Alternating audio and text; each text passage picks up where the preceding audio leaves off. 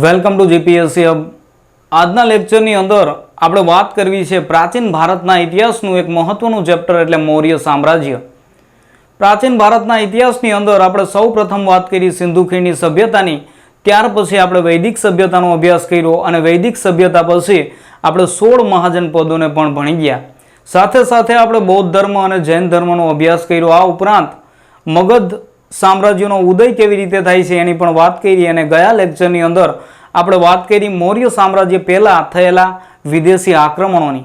આજના લેક્ચરની અંદર આપણે વાત કરવી છે મૌર્ય સામ્રાજ્યની। મિત્રો, આ મૌર્ય સામ્રાજ્યનો સમયગાળો છે ઈસવીસન પૂર્વે 322 થી ઈસવીસન પૂર્વે 185 વચ્ચે ભારત ઉપર એક મહત્વનું સામ્રાજ્ય અસ્તિત્વમાં હોય છે જેને આપણે મૌર્ય સામ્રાજ્ય તરીકે ઓળખીએ છીએ। એટલે ભારતને એક કરવાનો પ્રયત્ન થાય છે મિત્રો ઈસવીસન પૂર્વે 322 થી ઈસવીસન પૂર્વે 185 વચ્ચે, અને આ પ્રયત્ન કરે છે મૌર્ય સામ્રાજ્યના શાસકો જેણે ભારત ઉપર ઘણા વર્ષો સુધી શાસન કરેલું। અને ભારતની અંદર પ્રથમ વખત જો ભારતને એક કરવાનો કોઈને શ્રેય જાતો હોય તો એ છે મૌર્ય સામ્રાજ્ય। તો મિત્રો, આ મૌર્ય સામ્રાજ્યની માહિતી આપણને ક્યાંથી મળે છે? સૌપ્રથમ એની વાત કરશું તો મૌર્ય સામ્રાજ્યની માહિતી મેળવવા માટે આપણને બે પ્રકારના માહિતીના સ્ત્રોત ઉપલબ્ધ છે। એની અંદરથી પ્રથમ સ્ત્રોતને આપણે લેખિત સાહિત્ય તરીકે ઓળખી શકીએ અને બીજો સ્ત્રોત એટલે અલેખિત સાહિત્ય।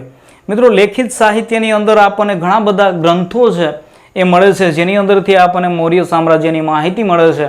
એમાં સૌપ્રથમ આપણે વાત કરીએ તો ચાણક્યનું અર્થશાસ્ત્ર। મિત્રો, આ ચાણક્ય છે એ ચંદ્રગુપ્ત મૌર્યના દરબારની અંદર રહેતા અને ચંદ્રગુપ્ત મૌર્યના પ્રધાનમંત્રી હતા।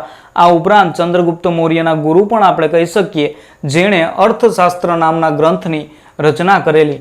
આ અર્થશાસ્ત્ર છે એ રાજનીતિ સાથે સંકળાયેલો એક ગ્રંથ છે જેની અંદરથી આપણને મૌર્ય સામ્રાજ્ય દરમિયાન જે વહીવટ જોવા મળતો આ વહીવટ છે એ અર્થશાસ્ત્રની અંદર આલેખવામાં આવેલો છે। મિત્રો, આ અર્થશાસ્ત્રની અંદર આ ઉપરાંત સપ્તાંગ સિદ્ધાંત આપેલો છે, જે સપ્તાંગ સિદ્ધાંતને અનુસરી અને રાજાએ 7 કાર્યો કરવાના રહેતા।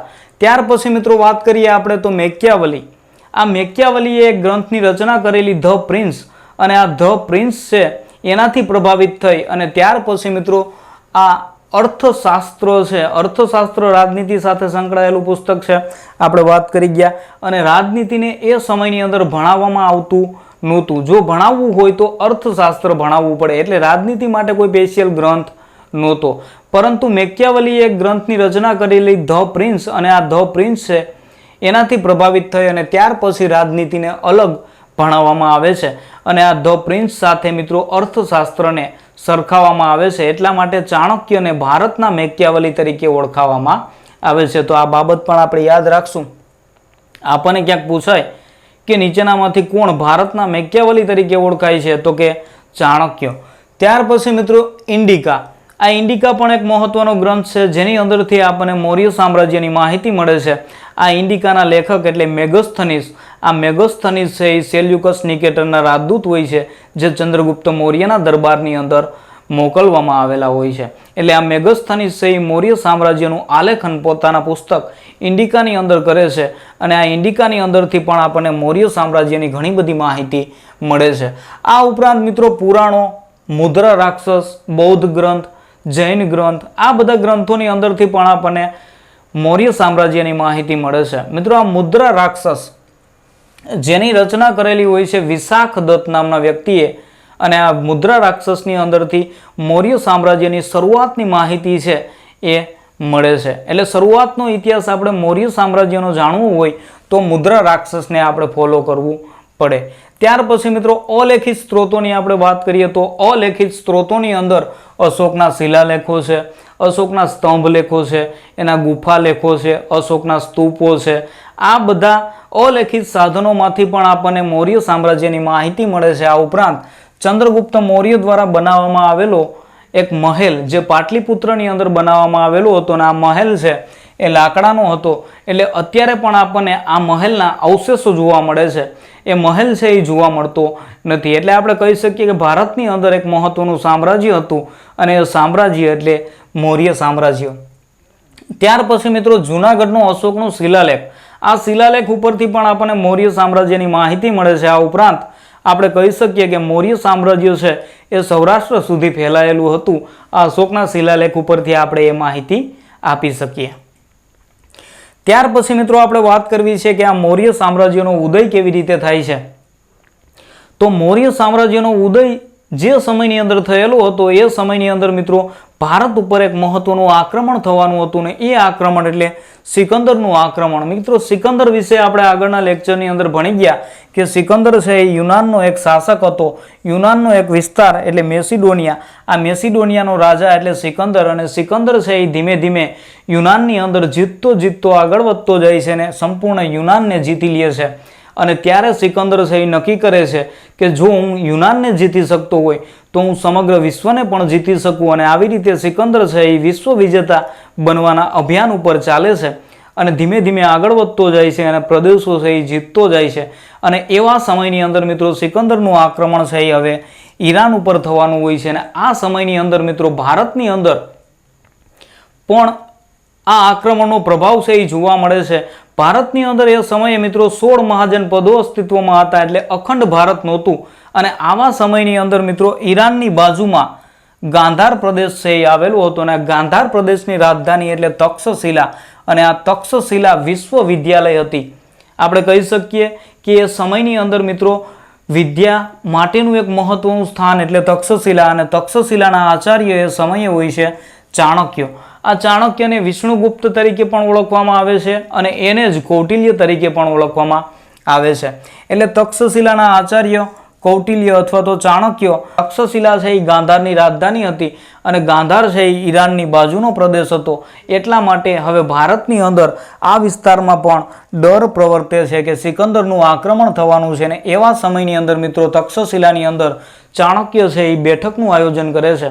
બધા અધ્યાપકો સાથે ચર્ચા કરે છે અને ચાણક્ય જણાવે છે કે આપણે સિકંદરના આક્રમણથી બચી શકીએ છીએ. તો અધ્યાપકો છે એ ચાણક્યની મજાક ઉડાવે છે કે કેવી રીતે આપણે આ મહાન સિકંદરનો સામનો કરી શકશું. ત્યારે ચાણક્ય છે એ જવાબ આપે છે કે આપણે અખંડ ભારતનું નિર્માણ કરવું છે, અખંડ ભારતનું નિર્માણ કરશું ને આવી રીતે આપણે સિકંદરનો સામનો કરશું. પરંતુ બધા અધ્યાપકો ત્યારે જણાવે છે કે આ અખંડ ભારતનું નિર્માણ કરશે કોણ? ભારત છે એ તો અલગ અલગ 16 મહાજનપદોની અંદર વિભાજિત છે અને આ 16 મહાજનપદોને એક કરવાનું કાર્ય કોણ કરશે? ત્યારે ચાણક્ય છે એ જવાબ આપે છે કે 16 મહાજનપદોમાંથી સૌથી મહત્વનું મહાજનપદ જો કોઈ હોય તો એ છે મગધ. અને મગધ છે એની રાજધાની હતી મિત્રો પાટલીપુત્ર, અને ત્યાં શાસક હોય છે એ સમયની અંદર નંદ વંશનો એક મહત્વનો શાસક ધનાનંદ.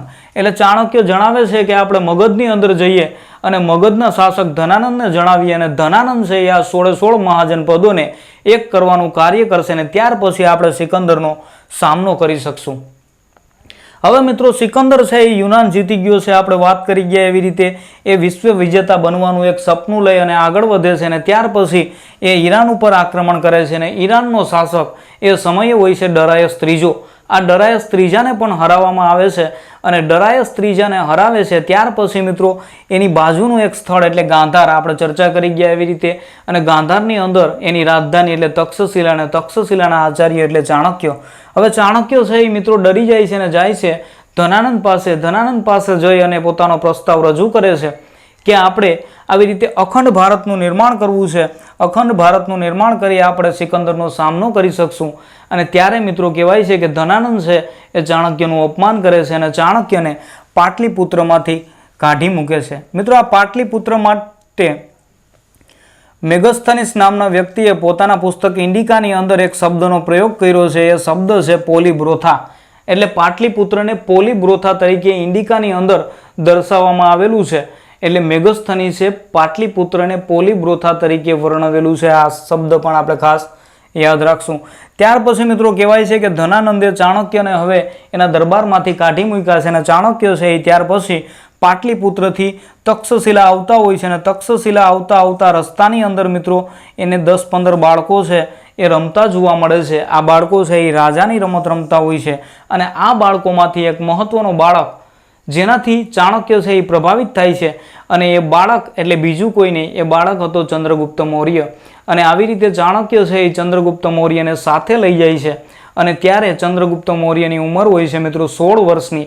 અને આવી રીતે ચંદ્રગુપ્ત મૌર્ય અને ચાણક્ય છે એ ત્યાર પછી તક્ષશિલાની અંદર જાય છે અને તક્ષશિલાની અંદર ચંદ્રગુપ્ત મૌર્યને 8 વર્ષ સુધી શિક્ષણ આપવામાં આવે છે. અને જ્યારે ચંદ્રગુપ્ત મૌર્યની ઉંમર 24 વર્ષની થાય છે ત્યારે એનો અભ્યાસ છે એ પૂરો થઈ ગયો હોય છે. અને આવી રીતે ત્યાર પછી ચંદ્રગુપ્ત મૌર્ય અને ચાણક્ય છે એ બધા પ્રદેશો ઉપર ધીમે ધીમે આક્રમણ કરવાની શરૂઆત કરે છે અને ધીમે ધીમે મૌર્ય સામ્રાજ્ય અસ્તિત્વમાં આવે છે. મિત્રો, આ તક્ષશિલાની પણ આપણે સાથે ચર્ચા કરીએ તો તક્ષશિલા છે એ ગાંધારની રાજધાની હતી. આ ઉપરાંત તક્ષશિલાનું નિર્માણ છે એ ભરત નામના એક શાસકે કરેલું હતું અને ભરતનો પુત્ર ત્યાર પછી આવેલો જેનું નામ હતું તક્ષ, અને આ તક્ષના નામ ઉપરથી મિત્રો તક્ષશિલા નામ રાખવામાં આવેલું. તો એ બાબત પણ આપણે ખાસ યાદ રાખશું. અને ત્યાર પછી આપણે વાત કરવી છે હવે ચંદ્રગુપ્ત મૌર્યની. આ ચંદ્રગુપ્ત મૌર્યનો સમયગાળો છે ઈસવીસન પૂર્વે 321 થી ઈસવીસન પૂર્વે 297 વચ્ચેનો. આ સમયગાળા દરમિયાન ભારત ઉપર એટલે કે મૌર્ય સામ્રાજ્યની સ્થાપના થાય છે અને ભારત ઉપર એક મહત્વનું સામ્રાજ્ય આવે છે. એટલે ભારતને એક કરવાનો સૌપ્રથમ પ્રયત્ન કરનાર કોઈ વ્યક્તિ હોય તો એ છે ચંદ્રગુપ્ત મૌર્ય, અને ચંદ્રગુપ્ત મૌર્યને જ ભારતનો પ્રથમ સમ્રાટ ગણાવી શકાય. હવે ચંદ્રગુપ્ત મૌર્ય છે એ મૌર્ય સામ્રાજ્યનો સ્થાપક ગણાય છે. આ ઉપરાંત ચંદ્રગુપ્ત મૌર્યના માતાનું નામ હોય છે મુરા, અને એના પિતાની આપણે વાત કરીએ તો એના પિતા છે એ શિશુનાગ વંશના દરબારની અંદર મિત્રો સામંત તરીકે ફરજ બજાવતા હોય છે. હવે આપણે ચર્ચા કરી શિશુનાગ વંશની. મિત્રો, આપણે વાત કરી ગયા મગધના ઉદય સમયે. શિશુનાગ વંશ છે એનો જે સમયગાળો હતો, આ સમયગાળા દરમિયાન મિત્રો શિશુનાગ વંશના દાસીનો એક પુત્ર જેનું નામ હતું મહાપદ્મનંદ, અને દાસી પુત્રને એ સમયની અંદર શૂદ્ર તરીકે ઓળખવામાં આવતું. એટલે મહાપદ્મનંદ છે એ આવી રીતે શૂદ્ર તરીકે ઓળખાવા લાગે છે. અને એ સમયની અંદર મિત્રો મહાપદ્મનંદનું ક્ષત્રિયો દ્વારા ખૂબ જ અપમાન થાય છે, અને આ અપમાનનો બદલો લેવા માટે મહાપદ્મનંદ છે એ તત્પર હોય છે. એટલે મહાપદ્મનંદને જેવી તક મળે છે એટલે આ તકનો લાભ લઈ અને મહાપદ્મનંદ છે એ શિશુનાગ વંશનો અંત કરી અને મગધનો શાસક બની જાય છે. અને મગધનો શાસક બન્યા પછી મહાપદ્મનંદ છે એ બધા ક્ષત્રિયોને ધીમે ધીમે દૂર કરવા લાગે છે. એટલે ક્ષત્રિયોની હત્યા કરવા માંડે છે. અને આવી રીતે મિત્રો મહાપદ્મનંદ છે ઇતિહાસની અંદર ક્ષત્રિયાંતક તરીકે ઓળખાય છે. અને એની અંદર મિત્રો કહેવાય છે કે ચંદ્રગુપ્ત મૌર્યના પિતાજી જે શિશુનાગ વંશની અંદર સામંત તરીકે હતા એની પણ હત્યા મહાપદ્મનંદ દ્વારા કરવામાં આવેલી. એટલે આવી રીતે મિત્રો ત્યાર પછી ચંદ્રગુપ્ત મૌર્ય છે એની માતા અને એના મામાની સાથે જંગલની અંદર રહેતા એવી પણ એક લોકવાયકા પ્રચલિત છે. આ ઉપરાંત મિત્રો એની જાતિ વિશે આપણને મતાંતરો જોવા મળે છે, જેની અંદર બૌદ્ધ ધર્મગ્રંથો છે, જૈન ધર્મગ્રંથો છે, યુનાની લેખકોના વૃત્તાંતો છે. એની અંદર આપણને ચંદ્રગુપ્ત મૌર્યની જાતિ છે એ ક્ષત્રિય જોવા મળે છે. જ્યારે મુદ્રા રાક્ષસ પુરાણ એની અંદર આપણને ચંદ્રગુપ્ત મૌર્યની જાતિ શૂદ્ર જોવા મળે છે. એટલે આવી રીતે વિદ્વાનોની અંદર પણ આપણને ચંદ્રગુપ્ત મૌર્યને લઈ એટલે કે એની જાતિને લઈ અને મતાંતર જોવા મળે છે. ત્યાર પછી આપણે ચર્ચા કરીએ તો જસ્ટિન અને સ્ટ્રેબો આ બે વ્યક્તિ છે એ યુનાની વ્યક્તિઓ છે, અને એણે ચંદ્રગુપ્ત મૌર્ય માટે એક શબ્દ વાપરેલો છે એન્ડ્રોકોટસ. ત્યાર પછી મિત્રો એક વ્યક્તિ આવે છે એપિયન. આ એપિયન અને એક છે પ્લુટાર્ક. આ પણ યુનાની લેખકો છે. આ યુનાની લેખકોએ ચંદ્રગુપ્ત મૌર્ય માટે એક શબ્દ વાપર્યો છે. એ શબ્દ છે સેન્ડ્રોકોટસ. એટલે આ શબ્દો છે એ આપણે ખાસ યાદ રાખશું. જસ્ટિન અને સ્ટ્રેબો છે એ ચંદ્રગુપ્ત મૌર્યને એન્ડ્રોકોટસ કહે છે, જ્યારે એપિયન અને પ્લુટાર્ક છે એ ચંદ્રગુપ્ત મૌર્યને સેન્ડ્રોકોટસ કહે છે. આ ઉપરાંત મિત્રો એક બીજો વ્યક્તિ છે ફિલાકર્સ. આ ફિલાકર્સ છે એ પોતાના પુસ્તકની અંદર ચંદ્રગુપ્ત મૌર્ય માટે એક શબ્દ વાપરે છે, અને એ શબ્દ છે સેન્ડ્રોકોપ્ટસ. એટલે ચંદ્રગુપ્ત મૌર્ય માટે આવી રીતે અલગ અલગ શબ્દોનો પ્રયોગ થયેલો છે. આ શબ્દો પણ પરીક્ષાની અંદર આપણા માટે મહત્વના છે. હવે મિત્રો આ શબ્દો છે એ કોના માટે પ્રયોજાયેલા છે આ સૌ પ્રથમ કોઈ જાણતું નહોતું. એટલે ઈસવીસન 1784ની અંદર ભારતની અંદર એશિયાટિક સોસાયટીની સ્થાપના થાય છે, અને આ એશિયાટિક સોસાયટીના હેડ હોય છે એ સમયે સર વિલિયમ જોન્સ. મિત્રો આ સર વિલિયમ જોન્સ એ 1784ની અંદર જણાવે છે કે જસ્ટિન અને સ્ટ્રેબોએ જેને એન્ડ્રોકોટસ તરીકે ઓળખાવ્યા છે, આ ઉપરાંત એપિયન અને પ્લુટાર્કે જેને સેન્ડ્રોકોટસ કીધેલા છે, અને ફિલાકર્સે જેને સેન્ડ્રોકોપ્ટસ કીધેલા છે, આ વ્યક્તિ એટલે બીજું કોઈ નહીં, એ છે ચંદ્રગુપ્ત મૌર્ય. એવું કોણે જણાવેલું હતું? તો કે સર વિલિયમ જોન્સે. 1784 ની અંદર સર વિલિયમ જોન્સે કીધેલું કે સેન્ડ્રોકોટસ, એન્ડ્રોકોટસ અને સેન્ડ્રોકોપ્ટસ શબ્દો છે એ ચંદ્રગુપ્ત મૌર્ય માટે વપરાયેલા છે. ત્યાર પછી મિત્રો વાત કરીએ આપણે કે ચાણક્ય અને ચંદ્રગુપ્ત મૌર્ય છે એ ચંદ્રગુપ્ત મૌર્યના અભ્યાસ પછી, એટલે કે ચંદ્રગુપ્ત મૌર્ય જ્યારે 24 વર્ષનો થાય છે ત્યાર પછી, અને એ સમયની અંદર મિત્રો કહેવાય છે કે સિકંદરનું અવસાન થયેલું હોય છે. સિકંદરનું અવસાન ઈસવીસન પૂર્વે 323ની અંદર બેબીલોનની અંદર થયેલું, એની આપણે ચર્ચા કરી ગયા. અને ત્યાર પછી ચાણક્ય અને ચંદ્રગુપ્ત બંને મળી અને ગ્રીક સૈન્ય સામે યુદ્ધ કરે છે અને ગ્રીક સૈન્યને સિંધુ પ્રદેશમાંથી હાંકી કાઢે છે. એટલે આવી રીતે ચંદ્રગુપ્ત મૌર્ય અને ચાણક્ય છે એ સૌ પ્રથમ હુમલો કરે છે મિત્રો ગ્રીક ઉપર, એટલે કે યુનાની ઉપર, અને યુનાનીઓને ભારતમાંથી હાંકી કાઢવામાં આવે છે. આ ઉપરાંત મિત્રો ત્યાર પછી ચંદ્રગુપ્ત મૌર્ય અને ચાણક્ય છે એ હિમાલયના રાજા પર્વતકની મદદથી ઈસવીસન પૂર્વે 321ની અંદર મગધ ઉપર આક્રમણ કરે છે. અને એ સમયે મિત્રો મગધના શાસક હોય છે ધનાનંદ, અને આ ધનાનંદને આ આક્રમણની અંદર હરાવવામાં આવે છે. અને આવી રીતે મિત્રો ભારતની અંદર એક મહત્વનો વંશ એની સ્થાપના થાય છે, એટલે કે મૌર્ય વંશની સ્થાપના થાય છે. અને આ મૌર્ય વંશની સ્થાપના કરે છે ચંદ્રગુપ્ત મૌર્ય. ત્યાર પછી મિત્રો વાત આપણે કરવી છે કે યુનાનીઓને હાંકી કાઢ્યા છે, મગધ ઉપર આક્રમણ કર્યું છે, એટલે મગધને પણ જીતી લેવામાં આવેલું છે. હવે યુનાની છે એને ભારતમાંથી હાંકી કાઢ્યા છે, ને એવા સમયની અંદર મિત્રો સિકંદરનું અવસાન થયેલું છે. એટલે સિકંદરના જે સેનાપતિઓ હતા, આ બધા સેનાપતિઓ છે એ અલગ અલગ વિસ્તારના શાસકો બની ગયા હતા. અને એવાની અંદર મિત્રો સિરિયાના શાસક તરીકે હોય છે સેલ્યુકસ. આ સેલ્યુકસ છે એ નિકેટરની ઉપાધિ ધારણ કરી અને સિરિયાના રાજા તરીકે રાજ કરતો હોય છે. અને સેલ્યુકસ નિકેટર, મિત્રો નિકેટરનો અર્થ થાય છે વિજેતા, અને સેલ્યુકસ નિકેટર છે એ ત્યાર પછી મિત્રો ચંદ્રગુપ્ત મૌર્ય ઉપર આક્રમણ કરવા માટે આવે છે, કેમ કે યુનાનીઓ ઉપર ચંદ્રગુપ્ત મૌર્ય અને સિકંદરે આક્રમણ કરેલું છે.